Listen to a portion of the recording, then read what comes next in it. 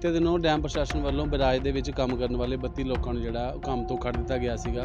उहदी वजह जिहड़ी आ बिराज उस्ती संघर्ष कमेटी वालों पिछले लंबे समय तो जिहड़ा संघर्ष किया जा रहा सीगा।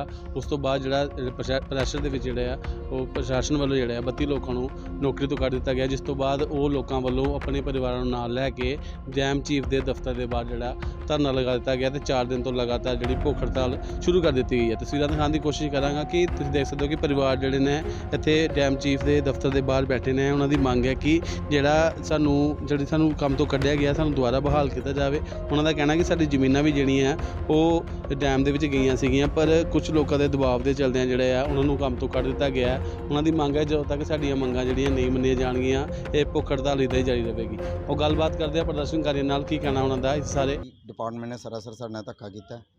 जिੱਥੋਂ तक नौकरियां दे कह रहे हैं कि इन्होंने गलत तरीके नाल नौकरियां लईआं, साडे तो सारे डॉक्यूमेंट पे आ। ਪਹਿਲਾਂ ਤਾਂ ਆਪਾਂ ਇੱਕ ਸਿੰਪਲ ਐਪਲੀਕੇਸ਼ਨ ਸਾਰੇ ਜਿੰਨੇ ਵੀ ਮੇਰੇ 32 ਨਾਲ ਮੇਰੇ ਸਾਥੀ ਨੇ ਉਹਨਾਂ ਸਾਰੇ ਇੱਕ ਸਿੰਪਲ ਐਪਲੀਕੇਸ਼ਨ ਦਿੱਤੀ ਸੀ ਕਿ ਜੇ ਸਾਡੀ ਨੌਕਰੀ ਬਣਦੀ ਹੈ ਤਾਂ ਸਾਨੂੰ ਦਿੱਤੀ ਜਾਏ, ਪਰ ਡਿਪਾਰਟਮੈਂਟ ਨੇ ਕੋਈ ਗੌਰ ਨਹੀਂ ਫਰਮਾਈ। ਉਹਦੇ ਤੋਂ ਬਾਅਦ ਮਾਨਯੋਗ ਹਾਈ ਕੋਰਟ ਗਏ ਆ। ਹਾਈ ਕੋਰਟ ਨੇ ਡਾਇਰੈਕਸ਼ਨਾਂ ਦਿੱਤੀਆਂ ਕਿ 2 ਮਹੀਨੇ ਦੇ ਅੰਦਰ ਅੰਦਰ ਅਗਰ ਇਹਨਾਂ ਬਣਦੀ ਹੈ ਨੌਕਰੀ ਤਾਂ ਇਹਨਾਂ ਨੂੰ ਦਿੱਤੀ ਜਾਏ।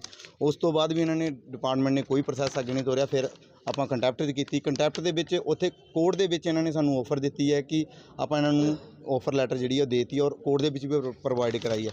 ਦੂਸਰਾ ਕਹਿਣ ਦਾ ਇਹ ਕਹਿ ਰਿਹਾ ਕਿ ਇਹਨਾਂ ਬੰਦਿਆਂ ਨੇ ਜਾਲੀ ਨੌਕਰੀਆਂ ਲਈਆਂ। ਜਾਲੀ ਦਾ ਜਿਹੜਾ ਕਹਿਣਾ ਉਹਨਾਂ ਦਾ ਸਰਾਸਰ ਗਲਤ ਔਰ ਝੂਠ ਹੈ।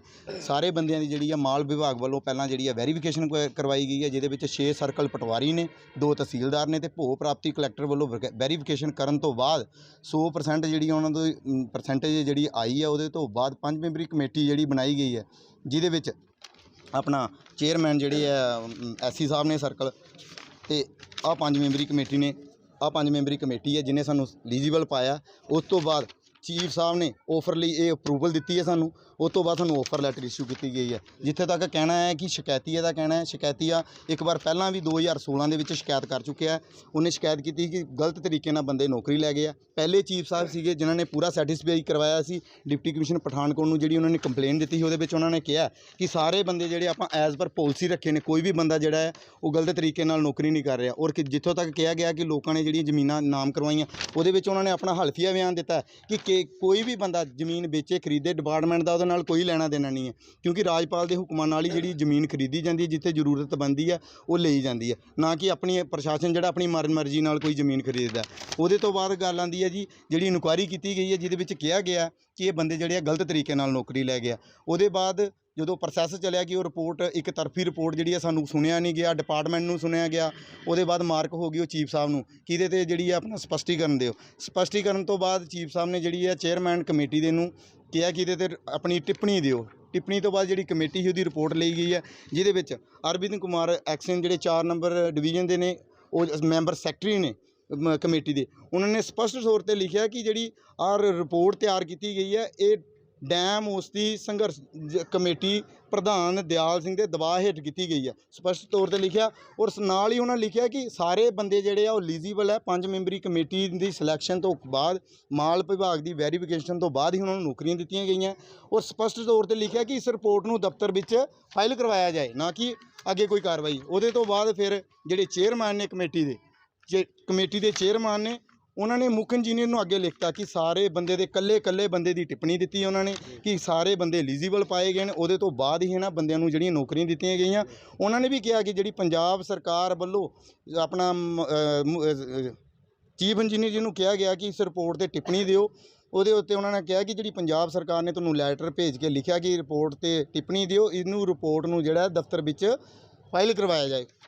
ਕੋਈ ਵੀ ਬੰਦਾ ਗਲਤ ਨਹੀਂ ਹੈ। ਜਿੱਥੋਂ ਤੱਕ ਲੋਕ ਕਹਿੰਦੇ ਕਿ 1-1 2-2 ਮੈਂਬਰ ਜਿਹੜੇ ਆ ਪਰਿਵਾਰ ਦੇ ਜਾਂ ਇੱਕ ਤੋਂ ਵੱਧ ਨੌਕਰੀ ਲੈ ਗਏ, ਉਹਦੇ ਵਿੱਚ ਚੀਫ ਸਾਹਿਬ ਨੇ ਕਲੈਰੀਫਾਈ ਕੀਤਾ ਹੋਇਆ। ਉਹਨਾਂ ਨੇ ਵੀ ਲਿਖਿਆ ਹੋਇਆ ਕਿ ਆਪਣਾ ਪਹਿਲਾਂ ਤਾਂ ਸਪਸ਼ਟ ਨਹੀਂ ਸੀ ਪਰਿਭਾਸ਼ਾ, ਪਰ 2013 ਦੇ ਐਕਟ ਦੇ ਵਿੱਚ ਪਰਿਵਾਰ ਦੀ ਪਰਿਭਾਸ਼ਾ ਜਿਹੜੀ ਸਪਸ਼ਟ ਕਰਤੀ ਸੀ ਕਿ ਜਿਹੜਾ ਮਤਲਬ ਕਿ ਅਡਲਟ ਹੈ ਉਹ ਇੱਕ ਸੈਪਰੇਟ ਫੈਮਿਲੀ ਮੰਨੀ ਜਾਏਗੀ। ਜਿਹੜਾ ਮਾਈਨਰ ਹੈ ਉਹੀ ਫੈਮਿਲੀ ਦੇ ਨਾਲ ਜੋੜਿਆ ਜਾਏਗਾ। ਜਿਹੜਾ 18 ਸਾਲ ਤੋਂ ਅਬਵ ਹੈ ਉਹ ਕਲੈਰੀਫਾਈ ਕੀਤਾ ਉਹਨਾਂ ਨੇ। ਔਰ ਉਹਨਾਂ ਨੇ ਕਿਹਾ ਕਿ ਜਿੱਦਾਂ ਕਿ ਇਸ਼ੂ ਬਣਾ ਲਿਆ ਇਸ ਜਿਹੜਾ ਇਨਕੁਆਇਰੀ ਕੀਤੀ ਸੀ SDM ਸਾਹਿਬ ਨੇ ਇੱਕ ਤਰਫੀ, ਅਤੇ ਇਹਦੇ ਤੋਂ ਬਾਅਦ ਕੁਝ ਕੇਸ ਜਿਹੜੇ ਉਹ ਵਿਚਾਰ ਅਧੀਨ ਪਏ ਨੇ, ਉਹਨਾਂ ਨੂੰ ਕਿੱਦਾਂ ਵਿਚਾਰਿਆ ਜਾਏ। ਉਹਨਾਂ ਨੇ ਕਿਹਾ ਸਪਸ਼ਟ ਤੌਰ 'ਤੇ ਲਿਖਤਾ ਕਿ ਜਿੱਦਾਂ ਪਹਿਲਾਂ ਕਮੇਟੀ ਕੇਸ ਵਿਚਾਰ ਦੀ ਆ ਰਹੀ ਹੈ, ਸੇਮ ਉਸੇ ਪ੍ਰਕਾਰ ਕੇਸ ਜਿਹੜੇ ਵਿਚਾਰੇ ਜਾਣ।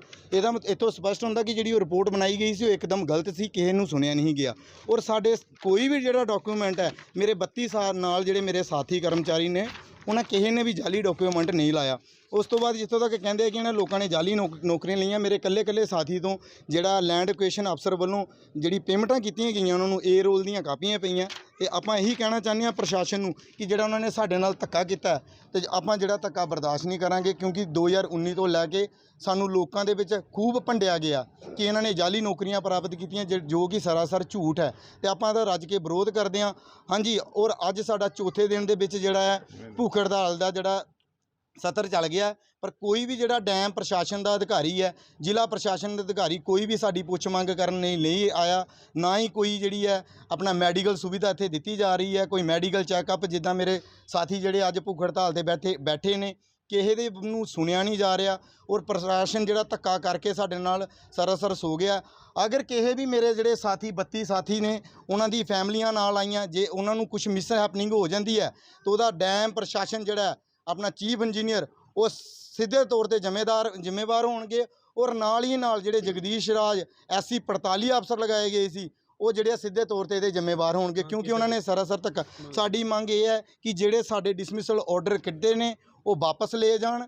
ਜੇ ਉਹਨਾਂ ਨੂੰ ਫੇਰ ਵੀ ਲੱਗਦਾ ਹੈ ਕਿ ਇਨਕੁਆਇਰੀ ਜਿਹੜੀ ਆਪਾਂ ਸਹੀ ਕੀਤੀ ਹੈ, ਮੈਂ ਕਹਿੰਦਾ ਕਿ ਇੱਕ ਰਿਟਾਇਰੀ ਜੱਜ ਨੂੰ ਲਗਾਇਆ ਜਾਏ ਤੇ ਉਹ ਜਿਹੜੀ ਇਨਕੁਆਇਰੀ ਹੈ ਫੇਰ ਖਿਲਾ ਕੇ ਜਿਹੜਾ ਉਹਦਾ ਸਿੱਧਾ ਨਿਚੋੜ ਕੱਢਿਆ ਜਾਏ, ਕਿਉਂਕਿ ਇਨਕੁਆਇਰੀ ਰਿਪੋਰਟ ਦੇ ਵਿੱਚ ਬੜੀਆਂ ਸਾਰੀਆਂ ਤਰੁੱਟੀਆਂ ਨੇ। ਜੇ ਸਾਡੇ ਨਾਲ ਇਨਕੁਆਇਰੀ ਅਫਸਰ ਬੈਠ ਜਾਂਦੇ ਆ, ਅਸੀਂ ਉਹਨਾਂ ਨੂੰ ਕਲੈਰੀਫਾਈ ਕਰਕੇ ਦੇਵਾਂਗੇ ਔਰ ਵਿਦ ਪ੍ਰੂਫ ਦੇਵਾਂਗੇ ਕਿ ਤੁਸੀਂ ਗਲਤ ਲਿਖੀ ਹੈ। ਜਿੱਦਾਂ ਮੇਰੇ ਤੇ ਐਲੀਗੇਸ਼ਨ ਲਾਤਾ ਕਿ ਇਹਨੇ ਆਪਣਾ ਕਾਨੂੰਨੀ ਪੱਖੋਂ ਬੰਦਾ ਸਹੀ ਹੈ, ਮੇਰੇ ਬੜੇ ਸਾਥੀ ਨੇ ਜਿਨ੍ਹਾਂ ਤੇ ਲਿਖ ਗਿਆ ਕਿ ਕਾਨੂੰਨੀ ਪੱਖੋਂ ਸਹੀ ਹੈ, ਵਿੰਡੋ ਪੀਰੀਅਡ ਦਾ ਫਾਇਦਾ ਲਾਇਆ। ਉਹ ਸਾਨੂੰ ਵਿੰਡੋ ਪੀਰੀਅਡ ਦੱਸਣ ਦੇ ਸੀ, ਉਹਦਾ ਮਤਲਬ ਕੀ ਹੈ? ਸਾਡੇ ਆਮ ਬੰਦੇ ਆ 4th ਕਲਾਸ ਲੱਗੇ ਆ, ਵਿੰਡੋ ਦਾ ਮਤਲਬ ਤਾਂ ਖਿੜਕੀ ਹੁੰਦੀ ਹੈ। ਖਿੜਕੀ ਵਿੱਚ ਕੋਈ ਆਫਰ ਪਈ ਸੀ ਜਿਹੜੀ ਮੈਂ ਚੱਕ ਕੇ ਲੈ ਗਿਆ। ਸਰ, ਕਲੈਰੀਫਿਕੇਸ਼ਨ ਕਰਨੀ ਚਾਹੀਦੀ ਹੈ। ਅੱਜ ਜੇ ਚੀਫ ਸਾਹਿਬ ਸੱਚੇ ਨੇ, 2 ਤੋਂ 3 ਬਿਆਨ ਚੀਫ ਸਾਹਿਬ ਦੇ ਆ ਗਏ ਨੇ। ਪਹਿਲੇ ਬਿਆਨ ਤੇ ਉਹਨਾਂ ਨੇ ਕਿਹਾ ਕਿ ਜਿਹੜੀ ਇਹਨਾਂ ਨੇ ਗਲਤ ਸਰਟੀਫਿਕੇਟ ਬਣਾਏ ਆ। ਮੈਂ ਚੀਫ ਸਾਹਿਬ ਨੂੰ ਕਹਿਣਾ ਚਾਹੁੰਦਾ ਕਿ ਕਿਹੜੇ ਗਲਤ ਸਰਟੀਫਿਕੇਟ ਆ, ਸਾਡੇ ਸਾਹਮਣੇ ਪ੍ਰੂਫ ਕਰੋ। ਦੂਜੇ ਦਿਨ ਚੀਫ ਸਾਹਿਬ ਦਾ ਬਿਆਨ ਆਉਂਦਾ ਹੈ ਕਿ ਨਹੀਂ ਜੀ, ਇਹਨਾਂ ਵੱਲੋਂ ਜਾਲੀ ਡਾਕੂਮੈਂਟ ਕੋਈ ਨਹੀਂ ਲਾਇਆ ਗਿਆ, ਪਾਲਿਸੀ ਨਾਲ ਤੋੜ ਮਰੋੜ ਕੀਤੀ ਗਈ। ਸਰ, ਤੋੜ ਮਰੋੜ ਕਰਨ ਵਾਲਾ ਕੌਣ ਬੈਠਿਆ? ਜੇ ਤੋੜ ਮਰੋੜ ਕਰਨ ਵਾਲੇ ਹੁੰਦੇ ਇੱਥੇ ਬੈਠਦੇ ਆ ਗਏ ਹੱਕਾਂ ਲਈ।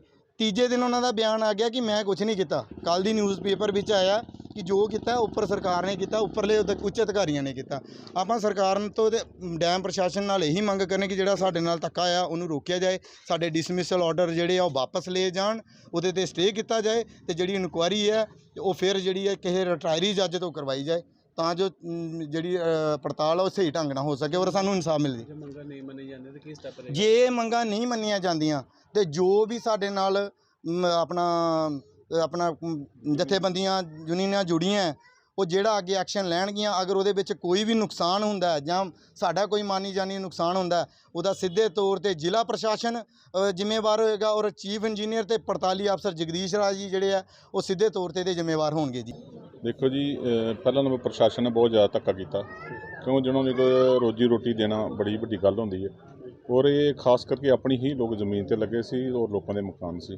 ਇਹ 1993 ਤੋਂ ਜਿਹੜੀ ਜ਼ਮੀਨ ਅਕਵਾਇਰ 92 ਤੋਂ ਸ਼ੁਰੂ ਹੋਈ ਸੀ ਔਰ ਇਹ ਲੋਕ ਮਤਲਬ ਸਾਰੇ ਜਿਹੜੇ ਮਤਲਬ 100% ਔਸਤੀ ਸੀਗੇ, ਉਹਨਾਂ ਨੂੰ ਜਿਹੜੀ ਨੌਕਰੀ ਮਿਲੀ ਹੈ।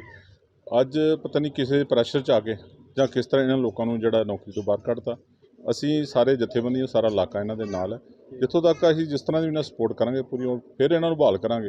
ਜਿੰਨੀ ਦੇਰ ਤੱਕ ਇਹਨਾਂ ਪ੍ਰਸ਼ਾਸਨ ਨੇ ਬਹਾਲ ਨਹੀਂ, ਉਦੋਂ ਤੱਕ ਇੱਥੋਂ ਆਪਾਂ ਨਹੀਂ ਉੱਠਾਂਗੇ। ਕੀ ਲੱਗਦਾ ਕੀ ਕਾਰਨ ਹੈਗਾ ਜਿਹੜਾ ਇਹਨੂੰ ਕੱਢਿਆ? ਕਾਰਨ ਜੇ ਕੁਛ ਤਾਂ ਇੱਥੇ ਲੋਕ ਲੀਡਰ ਹੈਗੇ ਜਿਹਨਾਂ ਦਾ ਦਬਾਅ ਸੀ, ਤੇ ਕੁਛ ਲੋਕ ਜਿਹੜੇ ਮਤਲਬ ਧਰਨੇ ਪ੍ਰਦਰਸ਼ਨ ਗਲਤ ਕਰਦੇ ਸੀ ਵੀ ਸਾਡੀਆਂ ਨੌਕਰੀ ਲੱਗੀ। ਮੈਂ ਇਸ ਚੀਜ਼ ਦੀ ਪੂਰੀ ਸੈਟੀਸਫਾਈ ਦੇਣਾ, ਇੱਕ ਮਤਲਬ ਪਿੰਡ ਦਾ ਮੋਹਤ ਬਣਾਉਣ ਦੇ, ਇਲਾਕੇ ਦਾ ਮੋਹਤ ਬਣਾਉਣ ਦੇ ਨਾਤੇ ਮੈਂ ਪੂਰੀ ਸੈਟੀਸਫਾਈ ਦੇਣਾ ਚਾਹੁੰਦਾ ਵੀ ਬੰਦੇ ਬਿਲਕੁਲ ਹੀ ਸਹੀ, ਆਪਣੀ ਹੀ ਨੌਕਰੀ ਲੱਗੇ, ਕੋਈ ਕਿਸੇ ਦੀ ਨੌਕਰੀ 'ਤੇ ਨਹੀਂ ਲੱਗਿਆ ਸੀ।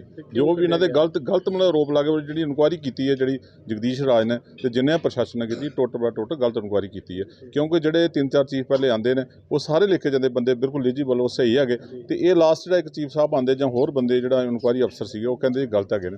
ਇੱਦਾਂ ਨਹੀਂ ਹੁੰਦਾ। ਜਦੋਂ ਇੱਕ ਕਮੇਟੀ ਬਣੀ ਸੀ, ਕਮੇਟੀ ਦੇ ਅੰਦਰ ਇਹਨਾਂ ਦੇ 5-6 ਮੁਲਾਜ਼ਮ ਸੀਗੇ, ਇਹਨਾਂ ਦਾ ਸਰਕਲ ਦਾ ਹੁੰਦਾ, ਕਹਿੰਦੇ SC ਹੁੰਦਾ, ਉਹ ਚੇਅਰਮੈਨ ਸੀਗਾ, SDM ਸੀਗਾ, DC ਸਾਹਿਬ ਸੀਗੇ, ਸਾਰੇ ਸੀਗੇ। ਤੇ ਜਦੋਂ ਇਹਨਾਂ ਨੂੰ ਲੈਟਰ ਦਿੱਤੀ, ਇਹਨਾਂ ਨੇ ਹਰ ਬੰਦੇ ਨੇ ਆਪਣਾ ਰਿਕਾਰਡ ਦਿੱਤਾ, ਨਾਲ ਹੀ ਦਿੱਤਾ ਵੀ ਜਮ੍ਹਾਂਬੰਦੀ ਨਾਲ ਦਿੱਤਾ ਜਾਂ ਮਕਾਨ ਦਾ ਸਰਟੀਫਿਕੇਟ ਨਾਲ ਦੇ ਕੇ ਤੇ ਫਿਰ ਉਹਨਾਂ ਨੂੰ ਜੋਬ ਮਿਲੀ। ਕੋਈ ਇੱਦਾਂ ਜੋਬ ਨਹੀਂ ਮਿਲੀ ਹੈ। ਪਹਿਲਾ ਨੰਬਰ ਇੱਕ ਮੈਂ ਹੋਰ कुछ मीडिया वाले बोल रहे हैं भी बंदे यार वो गलत लगे जे लगे। पहला नंबर सर्टिफिकेट नहीं बनता। अजकल की 17 पिंडों की जमीन गई छापरकंडी डैम 17 पिंडों के 17 पटवारियों ने अपनी रिपोर्ट दी इन्हों की कितनी मालकी और कितनी बकाया जमीन बची है, वो आधार पर इन्होंने नौकरी दी गई। पर इतने कहते सर्टिफिकेट बन गए गलत जे बन गया, कोई ਇਹੋ ਜਿਹੀ सर्टिफिकेट नहीं बनता कोई भी। सर ਅਸੀਂ ਲਗਾਤਾਰ ਪਿਛਲੇ ਸ਼ੁੱਕਰਵਾਰ ਤੋਂ ਇੱਥੇ ਬੈਠੇ ਹੋਏ ਹਾਂ। ਪਹਿਲੇ ਮੰਗ ਪੱਤਰ ਦਿੱਤਾ ਸ਼ੁੱਕਰਵਾਰ, ਸਾਡੇ ਤੋਂ ਵਿਜੇ ਗਿੱਲ ਜੀ ਲੈ ਗਏ ਸਾਡੇ ਕੋਲ ਮੰਗ ਪੱਤਰ। ਉਹਨਾਂ ਨੇ ਕਿਹਾ ਆਪਾਂ ਸੈਕਟਰੀ ਸਾਹਿਬ ਨੂੰ ਭੇਜ ਦਿਆਂ ਮੰਗ ਪੱਤਰ ਔਰ ਬੜੀ ਜਲਦੀ ਤੁਹਾਨੂੰ ਕੁਛ ਤੇ ਕੁਛ ਮੈਸੇਜ ਆਏਗਾ। ਉਹ ਅਜੇ ਤੱਕ ਸਾਨੂੰ ਮੈਸੇਜ ਨਹੀਂ ਆਇਆ ਜੀ। ਦੂਸਰਾ ਸਰ ਤਕਰੀਬਨ ਸਾਰੀ ਮੀਡੀਆ 'ਚ ਇਹ ਖਬਰ ਫੈਲ ਗਈ ਵੀ ਬੰਦੇ ਇੱਥੇ ਧਰਨੇ 'ਤੇ ਬੈਠੇ ਹੋਏ ਆ, ਪਰ ਮੈਨੂੰ ਸ਼ਰਮ ਆ ਰਹੀ ਹੈ ਦੱਸਦੇ ਆ ਵੀ ਚੀਫ ਸਾਹਿਬ ਤੋਂ ਤੁਸੀਂ ਦੇਖੋ 50 ਫੁੱਟ ਦੀ ਦੂਰੀ 'ਤੇ ਬੈਠੇ ਆ। ਇਹਨਾਂ ਅਜੇ ਤੱਕ ਇੱਕ ਵਾਰੀ ਕੋਈ ਅਧਿਕਾਰੀ ਨਹੀਂ ਭੇਜਿਆ ਵੀ ਪੁੱਛ ਕੇ ਆਓ ਬੰਦੇ ਨੇ ਕੀ ਮੰਗ ਹੈ। ਅਸੀਂ ਇਹ ਬਾਰ-ਬਾਰ ਤਖਤੀਆਂ 'ਤੇ ਲਿਖਿਆ ਸਾਡਾ ਕਸੂਰ ਦੱਸੋ ਕੀ ਹੈ, ਕਿਉਂਕਿ 10 ਸਾਲ ਪਹਿਲੇ ਸਾਨੂੰ ਇਹ ਨੌਕਰੀਆਂ ਦਿੰਦੇ ਆ। ਅੱਜ ਕਹਿੰਦੇ ਗਲਤ ਆ, ਜਿਹੜਾ ਡਾਕੂਮੈਂਟ ਗਲਤ ਸਾਨੂੰ ਦੱਸਣ ਕਿ ਉਸ ਟਾਈਮ ਅਧਿਕਾਰੀ ਨਹੀਂ ਸੀ, ਉਸ ਟਾਈਮ ਜਿਹਨੇ ਸਿਲੈਕਟ ਕੀਤਾ ਚੀਫ ਨਹੀਂ ਸੀਗਾ। सिर्फ नजायज़ एक धक्का करे सर साढ़े नाल और बिल्कुल बेबुनियादी सारा एक अंडर प्रैशर और प्रशासन की मिलभुगत नाल ਉਹਦੇ ਸਾਡੇ कोल सारे सबूत पे जी। 2 बुढ़े टावर ਤੇ चढ़ जाते हैं, ये तरीक साढ़े अगे कर देंगे जी।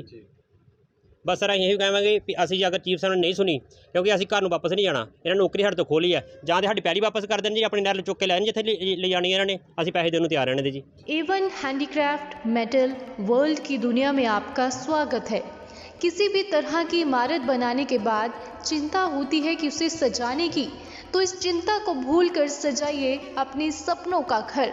ऑफिस, होटल, रिसोर्ट या फिर अपने कारोबारी बिल्डिंग को, फिर चाहे वह वास्तु के हिसाब से हो या फिर आधुनिक शैली के हिसाब से, हर तरह की वैरायटी मिलेगी आपको केवल एवन हैंडीक्राफ्ट पठानकोट में। The metal decor world and the largest stock keeping unit of metal decor in the region. Avon handicraft Pathankot है मैन्युफैक्चरर्स, कस्टमाइजर्स, इनोवेटर्स, थोक सप्लायर्स एंड होलसेलर।